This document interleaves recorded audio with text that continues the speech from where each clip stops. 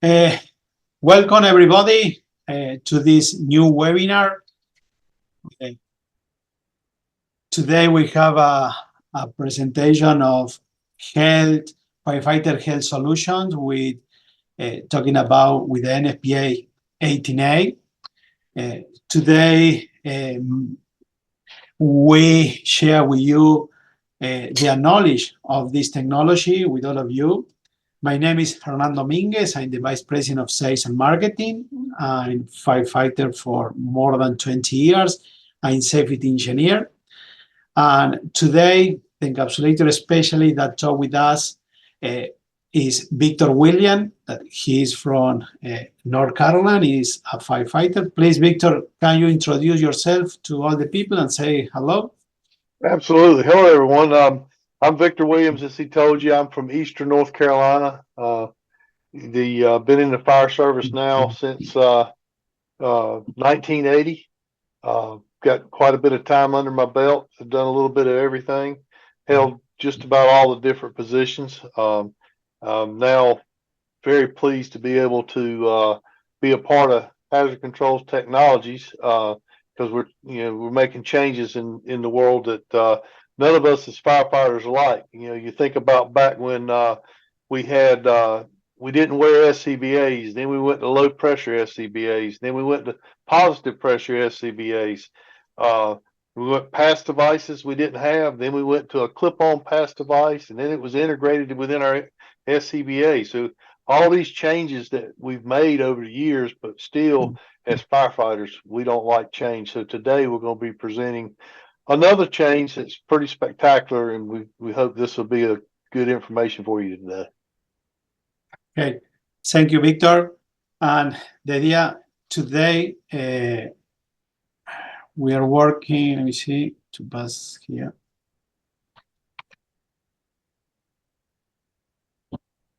I have a technical issue with the computer. Okay.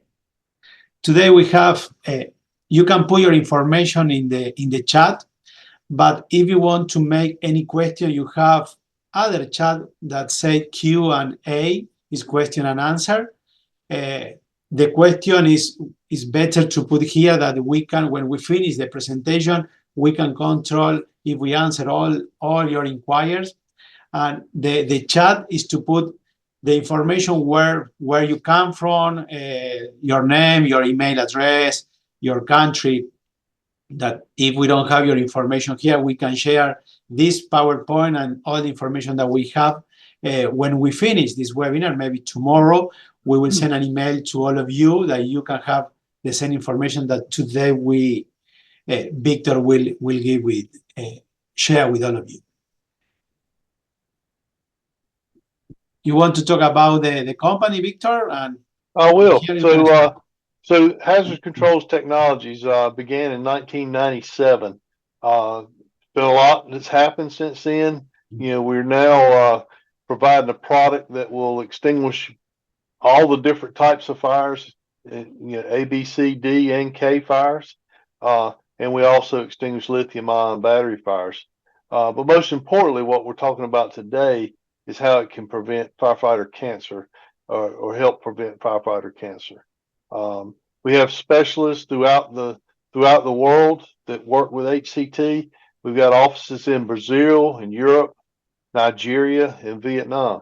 We're the inventor of the fire control and vapor mitigation agent, which is F500, encapsulating agent. Okay. Firefighter health, our agenda today is we're going to talk about the different types of risks that firefighters face daily and what are the lasting effects of the exposure and how can you proactively reduce these health risks and improve the IDLH environment with F500. So this is super invisible powder that's used actually for theft detection and cache, but one of the things we're trying to simulate is pretending that this is black soot, just the same type of soot that comes off combustible or burning materials you would encounter in a fire incident response. The initiative actually came to us from the Palm Beach County Fire Rescue Department. They were very interested in understanding about how what they did for work was impacting their health, specifically how maybe being a firefighter or an EMS responder may increase their risk for cancer. One of the things we were trying to do today is figure out, is there a way we can demonstrate how maybe cancerous materials are transferred from a fire incident response back to the fire station and personal vehicle. And so today was really a teaching exercise and a scientific exercise of trying to see how we demonstrate where soot, represented by this invisible dye, might be transferring from when they go to respond to a fire and come back to the fire station. So the goal today was trying to be able to identify, can we feasibly show how soot is transferred from a fire incident response back to their truck and back to the fire station.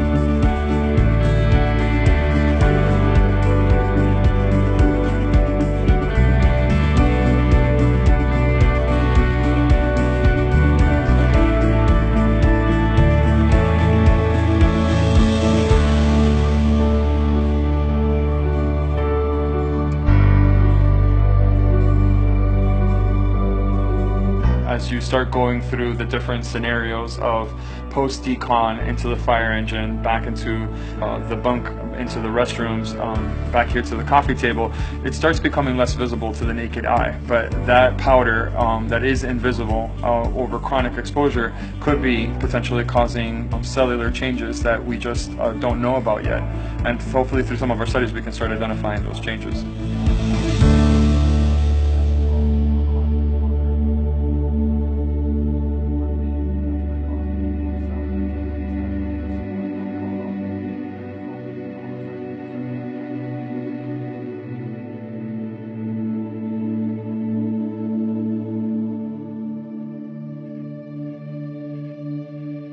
It was really an eye-opening experience for us because I anticipated, some demonstration of how much dye would transfer. I didn't realize the breadth and scope of how much dye would spread within the different scenarios that we were shooting in, as well as continue to transfer on after the first fire engine truck. So for me, it was very impressive to see even some of the invisible dye transfer onto the bunks where they're sleeping at night. Even if it's a smaller quantity, you could imagine that low-dose chronic exposure of this dye might be potentially increasing their risk over time.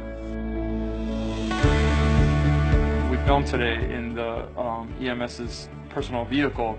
You could easily see even fainter wisps of plume of dye on the ceiling as well as on the seat that were not direct contacts but were physically visible on it, suggesting that the particulate moves around. So you might not visibly see soot, and in this case we got to see a dye, but that could potentially be increasing your cancer risk. The firefighter works as a fomite and is transferring, carcinogen from where their place of work back to their personal home. So we had an opportunity to have a child with us today to be able to demonstrate maybe what happens in passing some of that soot using a soccer ball. So we were able to have a child play with one of the EMS firefighters with that soccer ball, and we were able to see a second-degree transfer of this invisible dye, i.e. the soot, transfer from the EMS to the soccer ball and to the child. One of the activities that I hope arises from this video that we're producing is that firefighters are a little bit more cognizant about how hygiene is a very important aspect, and decontamination is an important aspect of post-incident fire response, because it makes them a little bit more aware of not only of the soot that they bring back into the fire station, but also what they might be taking to their personal homes and sharing with their families through secondary and tertiary contact of this soot on their own person. And I hope that the firefighters see that as a way of creating an opportunity for awareness and discussion of how we improve hygiene and decontamination within the fire service.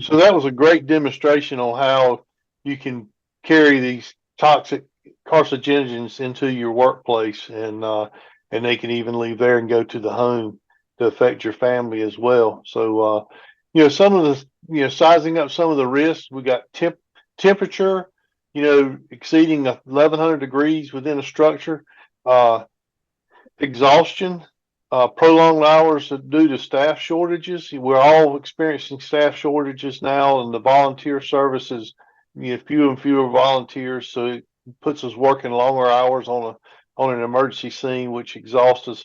The smoke and the soot, with all the things that burn inside of a structure now, all the new synthetics and so forth. It's not like it was back in 1980 when I joined the fire service. It's like burning gasoline inside of these structures now. And then there's trauma and the stress, ongoing struggles with mental health. That comes from, you add all these up, and that all adds to, trauma and stress. And that affects us, in different ways.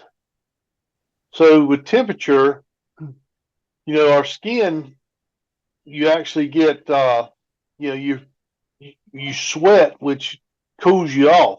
But once you reach that 572 degrees, you start to get into the where you're absorbing things within your blood system. So all these carcinogens that are coming through your PPE, around your wrist, around your neck, different places, is all absorbing into your bloodstream.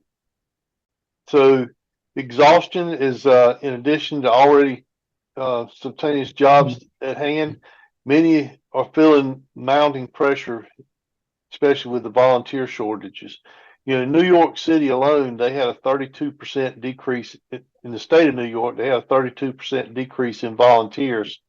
And with that said, their call volume's gone up 29%. So that's exhausting in itself. The smoke and the soot, this is the, people think of soot in the beginning, but it's not. Firefighters come back from fire covered in soot. The soot is just as dirty. It's dangerous. We've got it in our hair. We've got it on our skin. Even after we take a quick shower when we get back to the station, we've got we're still carrying some of this stuff, so we get washed down really good. So the trauma and the stress, in addition to the trauma experienced on the fire grounds, a cancer diagnosis can amplify psychological distress. Many cancer survivors experience symptoms meeting the criteria for PTSD. It's been seen that cancer survivors are twice as likely to die by suicide than the general population. Myself being a PTSD survivor, I can tell you it's unlike anything I've ever had to deal with, but I have overcome it. So it's something we want to try to figure out how to get past. Factors that contribute to heart attacks, the temperature, the high heats that we're introducing to the cardiovascular system, exhaustion, like we talked about before, sleep deprivation, increasing vulnerability, the smoke and the soot and the lack of blood flow to the oxygen to the heart, the trauma and the stress, the psychological distress preventing physically, and then seniority. Those of you that are captains, battalion chiefs, those of you that have been in the service for quite a while now, you're starting to wear down, and your body can't take it like it used to. And then poor health. We all know at the firehouse we eat very well, and so pre-existing health issues and poor diet leads to are all contributing factors to heart attacks. So how can you combat these risks? Turnouts. You need to completely don your turnout gear properly. You need to make sure that your gear does fit like it should. You don't want a turnout coat on that you're leaning over and exposing your lower back because your coat's too short.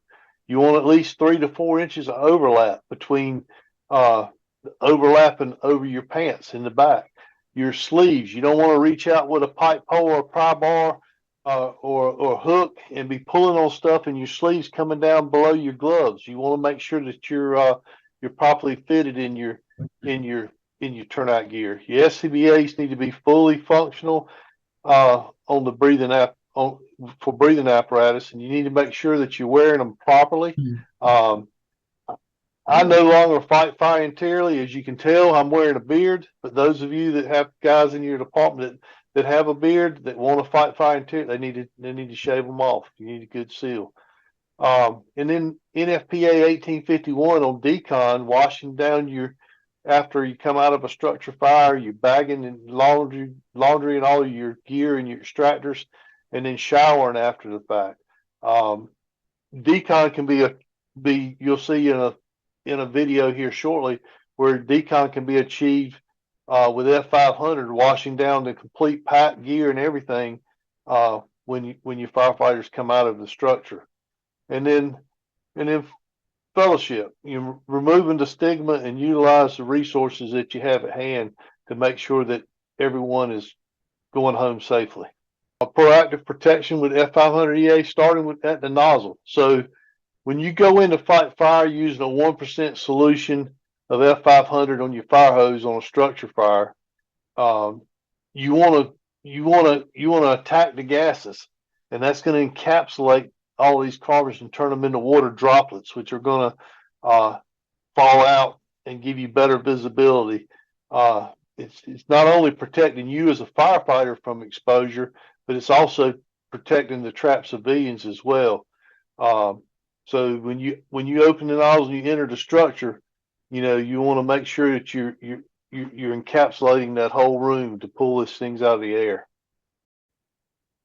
So this is going to be a video that's going to show you what F500 encapsulator technology, what it is. The next generation of fire and hazard mitigation. First, we start with a simplified version of a single encapsulator agent molecule consisting of a hydrophilic polar head which loves water, dissolves in water, and a hydrophobic nonpolar tail which fears water and will do anything to get away from water. Once the EA molecules enter the water, they instantaneously and automatically orient with the nonpolar tails inward and the polar heads outward, forming millions of spherical micelles. Micelles travel towards and exit the nozzles, forming EA droplets. Micelles nearest to the surface of each droplet automatically break apart. The nonpolar tails orient outside the droplet, with polar heads on the surface, forming an EA skin on the surface of every droplet. In addition to the EA skin, there are millions of molecular spherical micelles within each droplet. So features and benefits: encapsulation, hydrocarbons and liquid mitigation, flammable vapor mitigation, and render fuels non-flammable. Rapid heat reduction.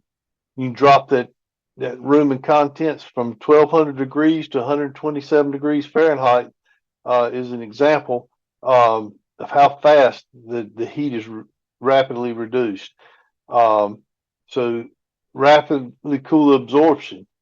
Long-term stable burn back resistance works very well for not getting called back out or treating properties that may be an exposure as you're making your attack.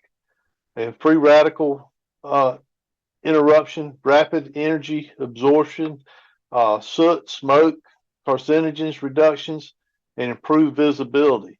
You'll see here in a few minutes where there's a study that shows visibility improved by 68%, which dramatically helps in your rescue of your trapped civilians and then or your trapped brother or sister that may get trapped. So this video here is going to, if you look at the smoke, these are the pile of tires. It gives us a way to simulate all the different carcinogens and all that are in a fire. And we're going to use a TKO nozzle, which is going to be flowing at 1%. He's going to check it, make sure you got good flow.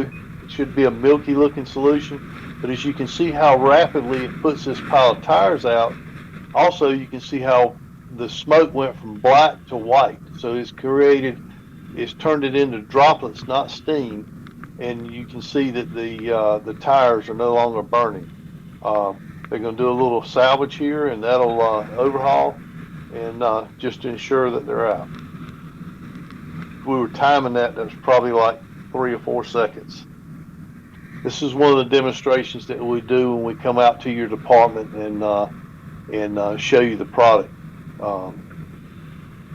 So, hazard protections, structural firefighting, flammable liquids, 2D and 3D dimensional fires, transformer fires, EV vehicles can be used on that, energized environments, class A, B, and C, and D, flammable metals is a big one that we can extinguish.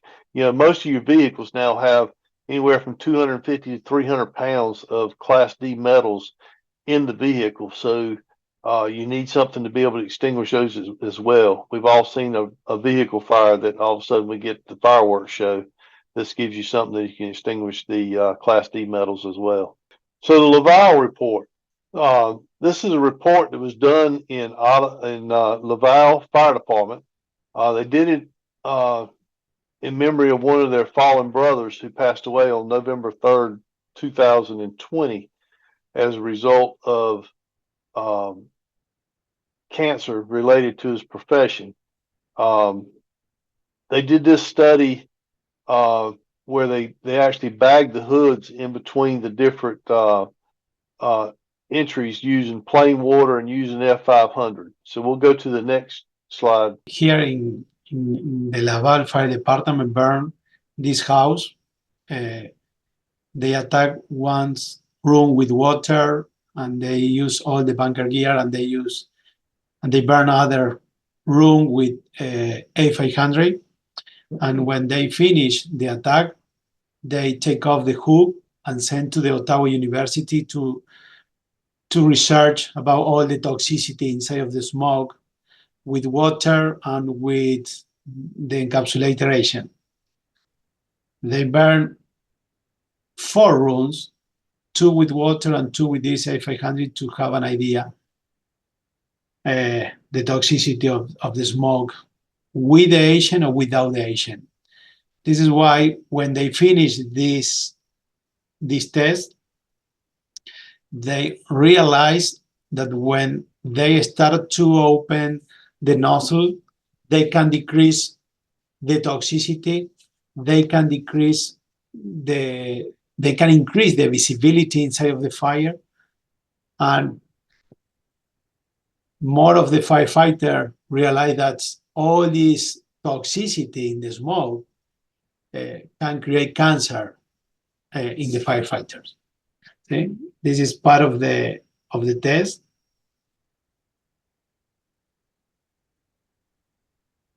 There was more than 30 firefighters from this fire department, and the team of the Ottawa University that they measuring and they take all the samples to send to the lab. And when they finish each exercise, they make some question to the people that enter in this building to understand how they feel the temperature, how they feel, how they can see inside of the fire. And when they return, this is part of the document that they receive when they receive all these chemicals. They discover that there are inside of the smoke. Here you have the fire 1 is with water, the fire 2 with A500. This is the portion of these gases, these toxins, the fire 3 with water, the fire 4 with A500. If you see, okay, Victor, I don't know if you want to continue. Yeah. As you can see, there's a dramatic decrease in the amount of exposure that you'd have using F500 versus the plain water. 71%, 83%, 60%. So you can see this list, and it's this right here in itself is one of the things that caught my attention and let me know I want to be a part of this team to change, make this big change in the fire service. But Next. one of the important things, Victor, that if you see these toxins, they found this in a structural fire. But if you see the naphthalene, you can find this chemical on plastic, synthetic fibers, dyes. The fluorine you can find in plastic, pyrene. This is different chemical that you not only find in a structural fire, you can find in the different markets, in the different industry. That this is why if you see when you use the A500, you decrease between 60% to 90% the different toxics inside of the smoke. This is why when we talk that you can start to decrease the toxicity from the beginning when you open the hose, because you start to encapsulate all these toxins. This is the conclusion of the Laval report. I don't know if you want to comment. Yeah, and for all these different reasons, we're moving forward with the use of encapsulating agents to prevent cancer in Laval firefighters. This was a statement that came from the Laval Fire Department. Their committee was confident that the encapsulating agent reduces firefighter exposure to carcinogenic contaminants. And furthermore, it's used and effective in Class B, C, and D fires, while water should not be used on fires of these categories.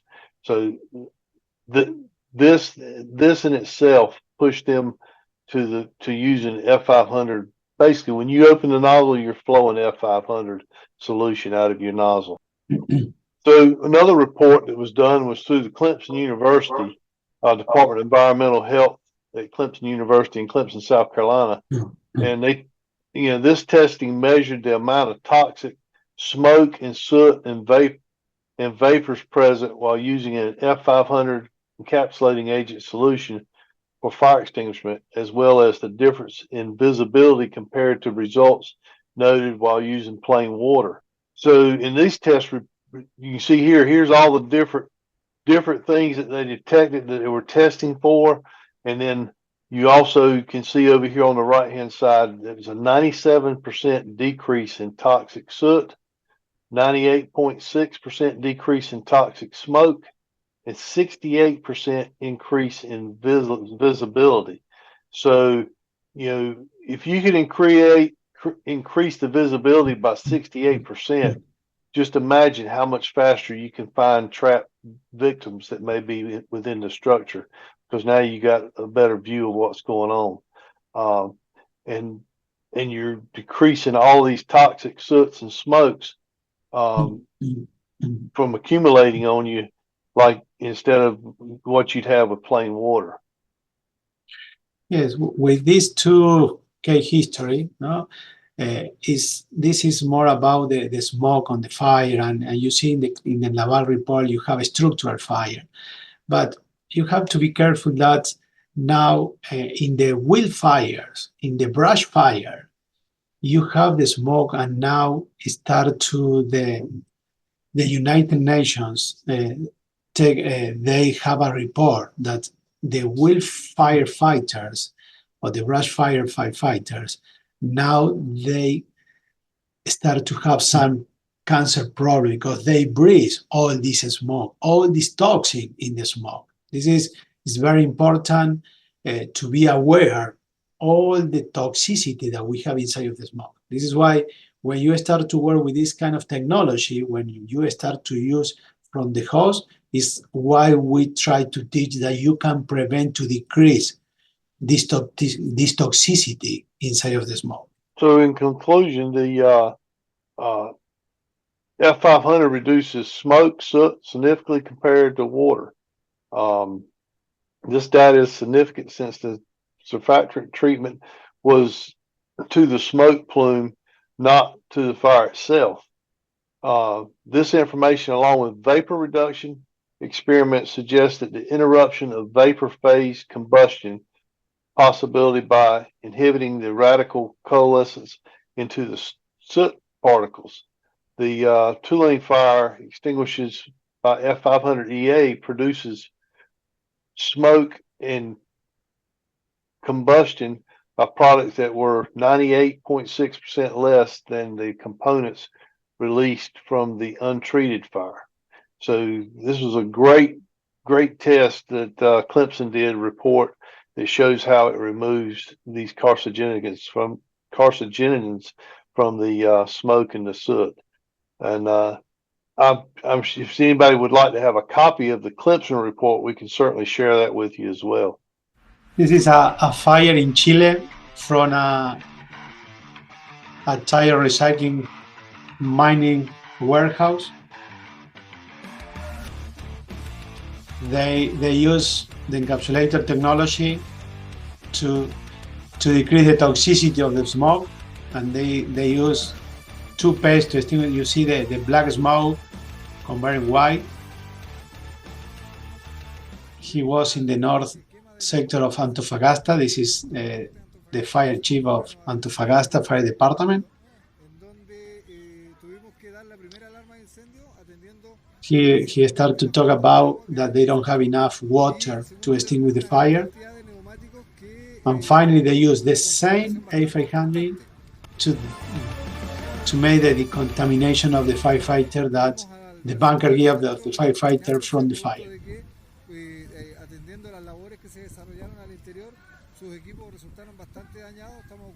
The TKO nozzles that we were showing you a little bit ago is a great product to have on board your truck for doing decon. So you can have someone doing decon as the different firefighters come out. Yes. That is why you can use 0.5%, 1% to create this contamination of the firefighter.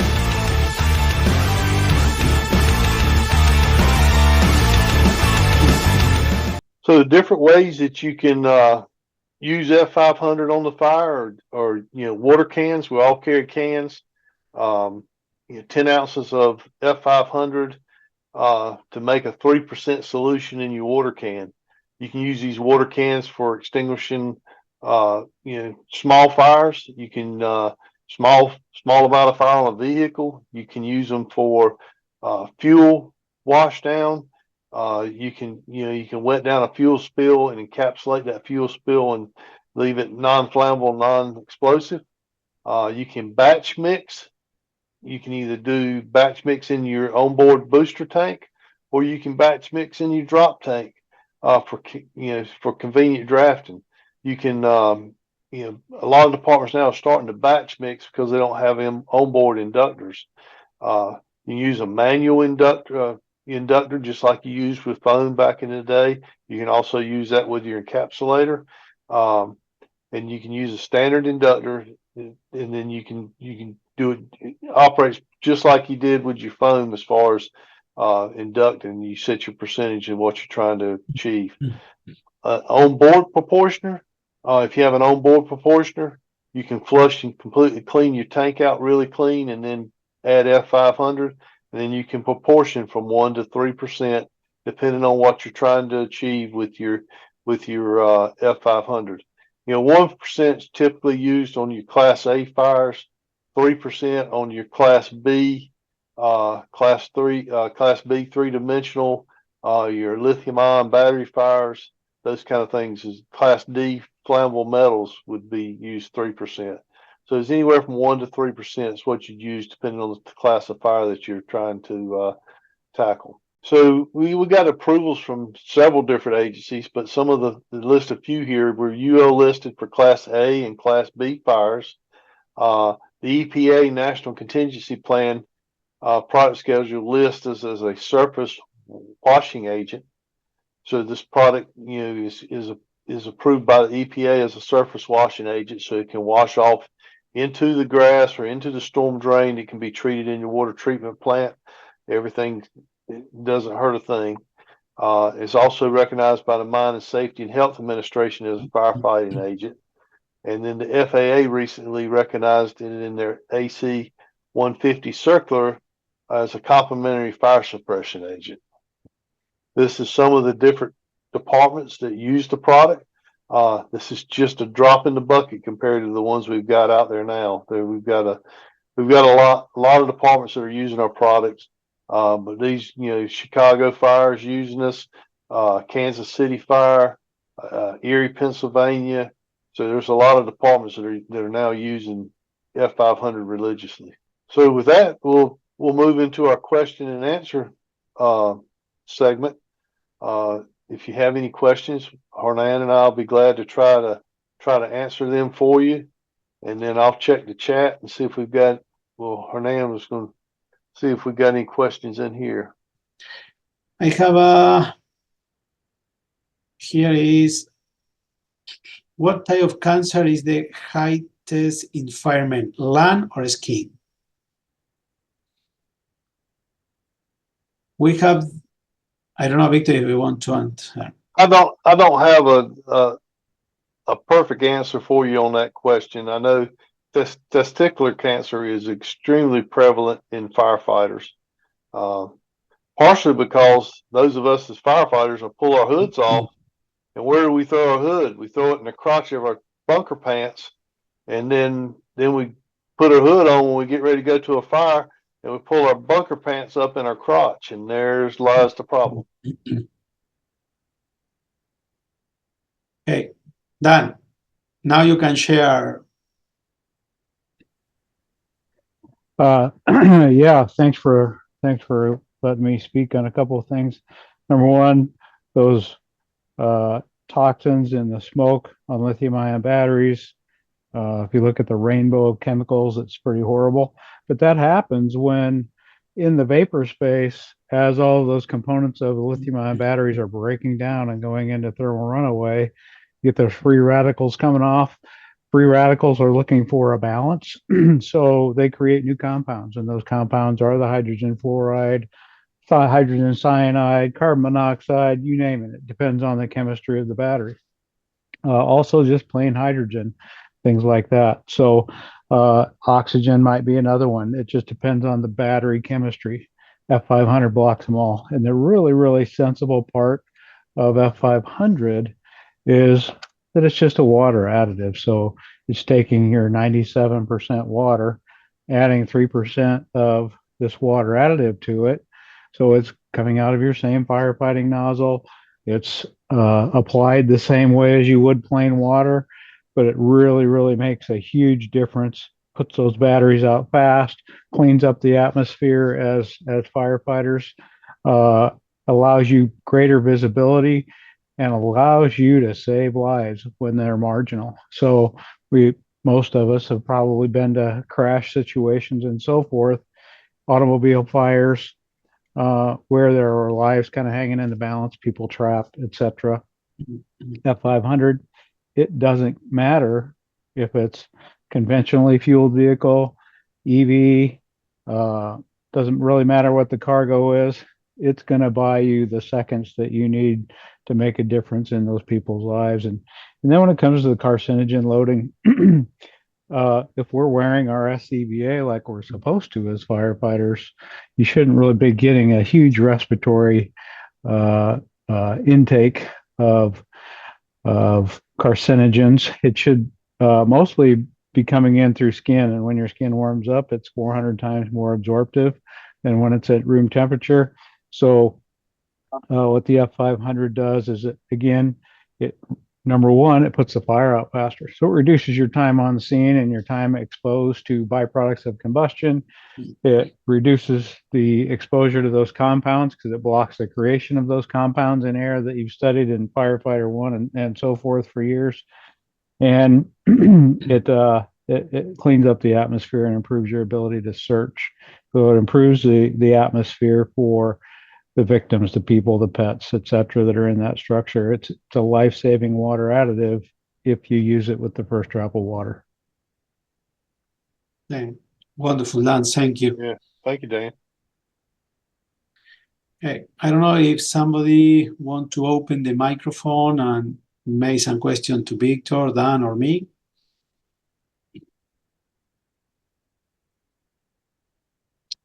Dan, do you have the video of the structural fire in Omaha when the firefighter arrived? I don't at this moment because I'm on my cell phone.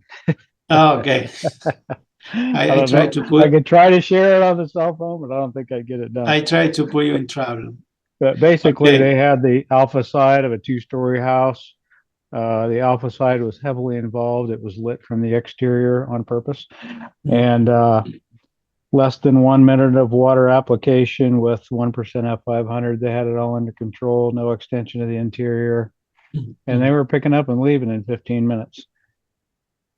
Yeah. This is one of the things that more we share. And one of the things that's our Bill, Teresa asked about what kind of cancer the firefighter has. There are different type of cancer that we share. Another thing that's we start to see in the fire service, the heart attack on the fire service, on the firefighters, and this is about the weights, the shape of the firefighter, and the thermal stress that we have to pass. The problem here, when you have different weather, but in some countries that you have hot weather like South Africa, Australia, Central America, is very important the time that you are exposed to the high temperatures. This is why when you work with this kind of technology, that you can decrease the temperature so fast and you can decrease the toxicity, and you are not exposed for a long time to this high temperature, you prevent this thermal stress. See? And this is one of the things that you have to talk with the fire department, with the fire brigade, that you, like Victor explained, you have all these exposures. You can prevent to be exposed to high temperatures, to the toxicity of the smoke, different to the long hours in the middle of the fire. We have an experience in Panama that there was a big fire on a landfill with tires, and they start to use water, they start to use foam, and they spend 6 days to try to extinguish the fire. The problem was that the smoke started to move and enter in the city of Panama. The president contact our company and they say, okay, we have a lot of problem of health, not only on the firefighter in place, from the health of the people, the citizen in the city.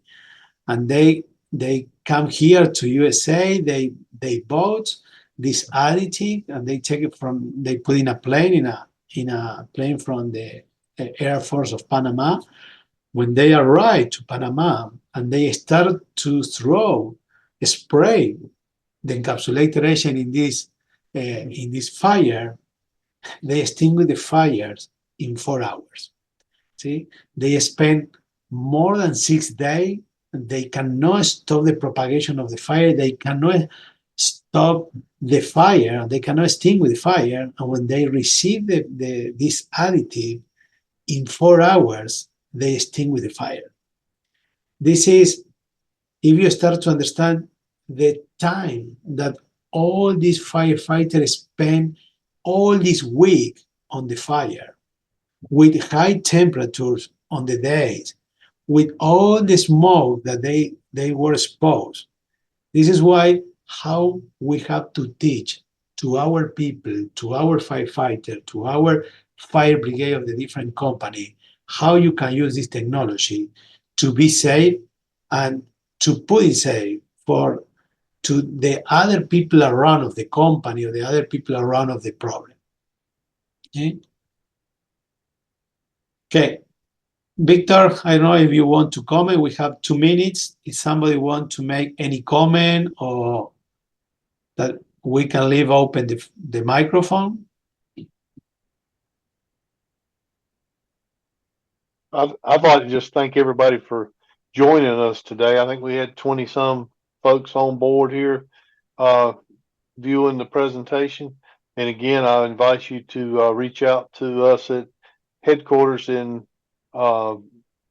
Atlanta to let us know if you'd like to have a presentation done in-house, and we'll be more than happy to come out and do that. With that, I want to say thank you to everybody. Thank you to participate. We hope that all this information can be useful for all of you or for your people, for your customer. We are sending all this information to all of you. Okay. Thank you. We are on time. Thank you so much. Victor, you can say goodbye to everybody. Thank you, Dan, to participate. And I want to say goodbye and thank you to all the people in the chat. Yeah. Thank you all very much. Bye, everybody. Have a good day. Goodbye.